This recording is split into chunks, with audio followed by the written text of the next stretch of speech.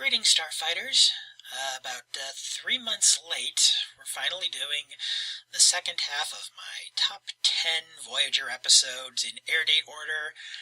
And, I imagine when I was originally planning this video, I had a lot more that I planned to say at the intro. But, even if I could remember it, I'd probably skip because of how long it's been.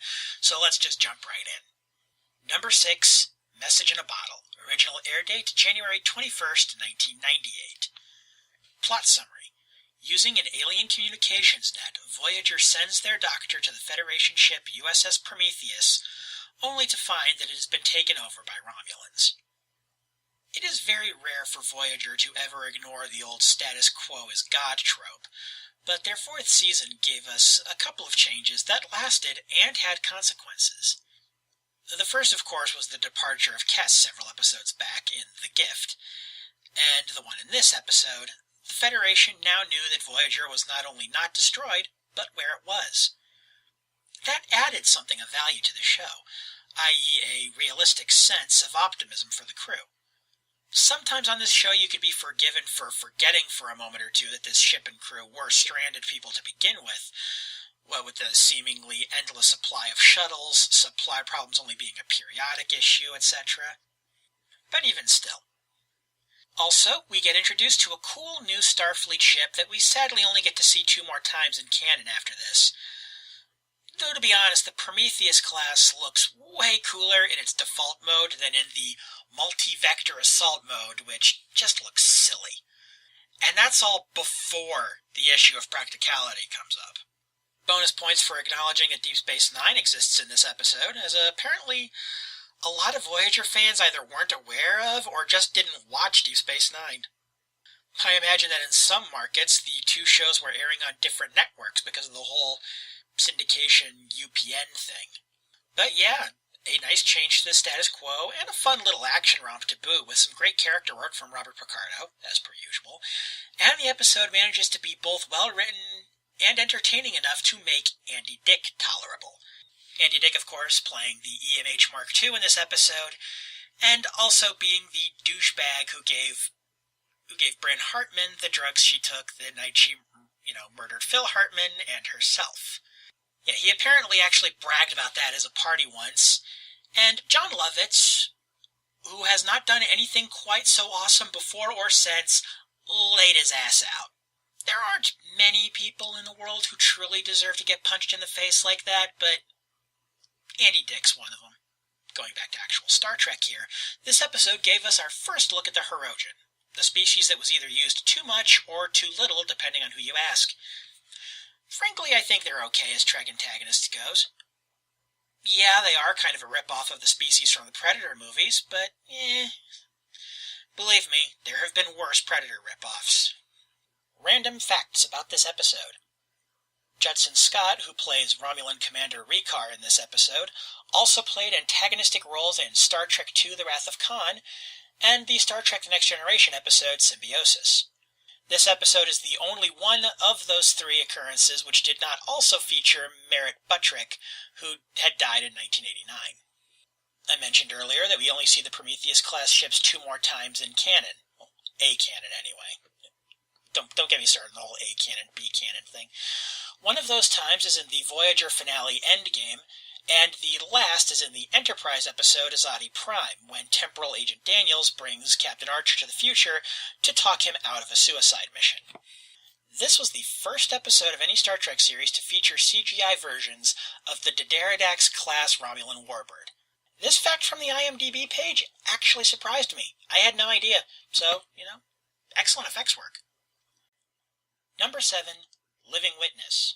Original air date, April 29th, 1998. Plot summary. Reactivated after lying inactive for 700 years, a backup version of the Doctor tries to uncover the truth about war crimes supposedly committed by Voyager when they passed a planet centuries ago. Honestly, what can I say about this episode that wasn't said already in the SF Debris review of this one of the few 10 out of 10s that Voyager has on that show? This is not to say that, I always agree with SF Debris for the record. I know I praise his show considerably on this channel of mine. But Okay, for one instance, he absolutely hated Repo the Genetic Opera, whereas I consider that one of my top 100 favorite movies ever. And you know you've made a good movie when you have Paris Hilton in your cast and you are still awesome. Just throwing that out there. Anyway, this episode, I do love this episode, and it's one of the few episodes that really only Voyager could do. I mean, okay, maybe you could pull something like this off with Data on TNG, but you'd have to change enough details that it could affect the story.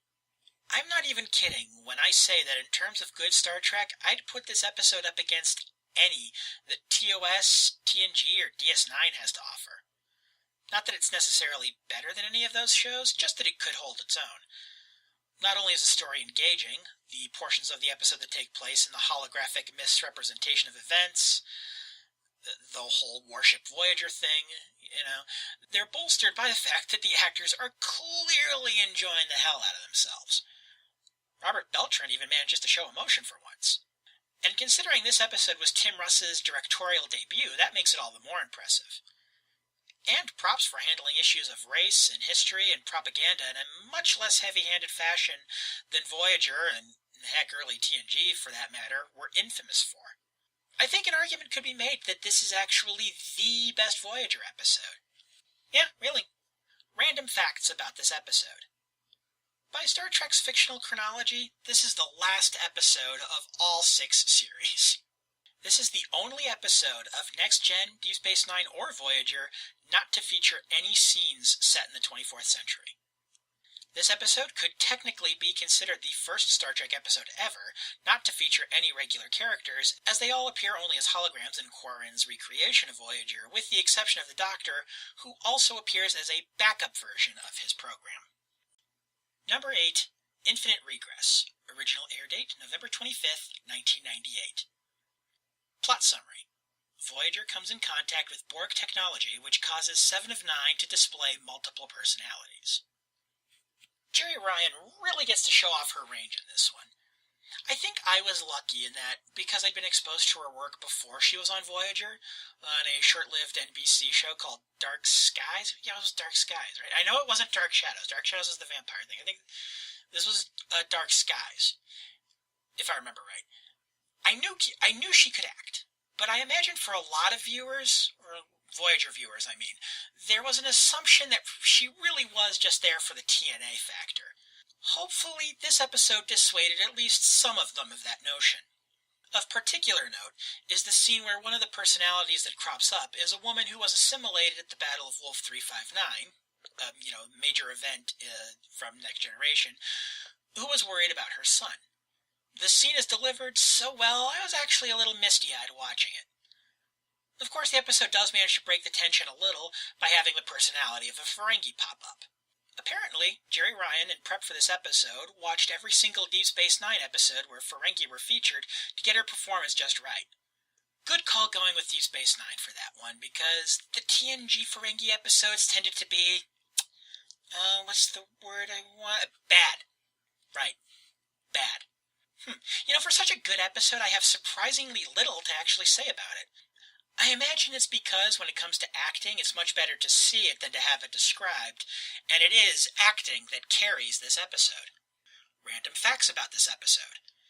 Captain Tombaugh, who commanded one of the people whose personality 7 of 9 expresses, is a reference to Clyde Tombaugh, who discovered Pluto. And that's it. Sorry, the IMDb and Memory Alpha trivia sections were kinda light for this one. Number 9, Course Oblivion. Original air date, March 3rd, 1999. Plot summary. A slight respite seems to be in order, but some mysterious force is affecting the very fabric of Voyager itself. To solve the mystery, this crew must retrace their steps to see what went wrong. The thing to keep in mind about Course Oblivion is that, unlike some episodes on this list, even a lot of Voyager fans seem to hate it. A lot of them seem to hate the thaw, too. You can't see it, but right now I've extended my middle finger. But in all fairness to the Voyager fans, the ones who I just flipped off, I can kind of see why they didn't like this one. Oh, no, not the classic Greek tragedy style ending. I actually love that about this episode, and I think people who don't are wrong. Was that too snippy? Anyway, I'm referring to the fact that this episode, a very good episode, can only exist because it is a sequel to a very terrible episode. That episode, called Demon, can best be described by this clip from Spaceballs. I knew it. I'm surrounded by assholes. So it's understandable that seeing this episode with its focus on the copies of the crew that were created at the end of that episode would bring back unwelcome memories of that hot mess. That said, though, if one can look past that, one will find a very solid hour of science fiction television. Watching these characters come to terms with their true nature while dealing with impending death, some handling it better than others, is good drama. And unlike some other episodes, real life, the episode's downer ending actually feels earned as opposed to feeling like the writers put a gun to your head to make you cry. Not that Course Oblivion will necessarily make you cry. I didn't. Either of the 2 times that I've seen this episode. But that doesn't make the ending any less tragic. The final scene where the real Voyager comes across the debris of the biomimetic copy really stands out in my memory. Not many moments from the show really stick in my mind that way. And hey, for the Tom and B'Elanna shippers, this episode means they got to see their ship get married twice. Yeah, it was just the duplicates in this episode, but still. Random facts about the episode. This is one of the rare episodes of the entire Star Trek franchise which don't feature any credited guest stars, with the credits proceeding straight into the production staff after the opening titles. This episode features the 4th time Voyager, or in this case this exact facsimile, is completely destroyed. Course Oblivion also includes the 7th of many times Janeway dies in the series.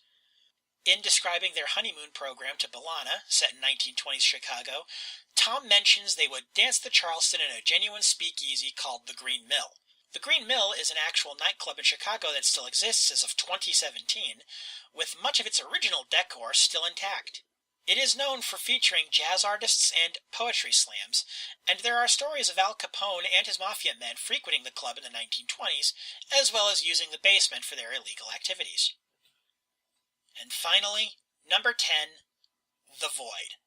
Original air date, February 14th, 2001. Plot summary. Voyager slips into a pocket of subspace where many other ships are trapped and must steal from each other to survive. Only with the help of other starships can they all escape the void. On rare occasions, Star Trek Voyager would have episodes that were actually in line with the premise of the show, as it was sold to audiences back when it started in 1995. This is one of them. Now, I almost bumped this one down to honorable mention due to some reckless behavior by Janeway, the kind of decisions that made SF Debris joke in his review of this episode that, and I quote, "I think parody Janeway just became canon," but this look at what might have been makes up for it. Shame we couldn't have had more like it, but them's the breaks, I suppose. Oh, and get this, we get a really good Neelix moment, too. Yeah, I know. For those who may not remember, it's when Janeway is trying to sell her alliance idea to some of the other ships trapped in the void, the first person she talks to asks how many other races are in her little coalition, and she admits there isn't one, to which Neelix goes, "That's technically not true. I joined your crew back when you first got here, and I haven't regretted it since. That was very helpful, Neelix. Thank you." Also, we have a pretty good antagonist in the form of the late great character actor Robin Sachs of Babylon 5, Galaxy Quest, Buffy the Vampire Slayer, and Mass Effect fame, as what is basically a space pirate named Valen. Given that Sachs was on Babylon 5 and this episode was directed by frequent B5 director Mike Vehar, I wonder if that was an inside joke. Random facts about the episode. Jonathan Del Arco, who plays an alien nicknamed Phantome by the EMH, previously played the character Hugh, a Borg drone, in Star Trek The Next Generation. This episode was nominated for an Emmy Award for Outstanding Makeup for a Series. The aforementioned Robin Sachs had previously auditioned for the roles of Benjamin Sisko on Deep Space Nine, the Holographic Doctor, and several other Voyager guest roles. I'm now picturing some of Zaid Masani's lines coming out of the holodoc's mouth and trying very hard not to laugh. So there you have it, my top 10 personal favorite episodes of Star Trek Voyager. Agree with my list? Disagree? Want to burn my house down because I've dared to say nice things about Star Trek Discovery in public? Leave a comment down below for the first two and set yourself on fire instead for the third one. In all seriousness, though, I'd love to hear from you what some of your favorite episodes of Voyager were. Yeah, it wasn't the best TV show ever. It wasn't even the best Star Trek show, but it had its redeeming qualities too, and its good moments. And hell, like I said back in part 1 of this series, some of the bad episodes, at least, were not so bad that you couldn't stand to watch them for the purposes of making fun of them. I don't really have a good ending for this video, so here, have an aesthetic of the 7 of 9 Samantha Wildman ship. I hear the aesthetics are all the rage on Tumblr these days.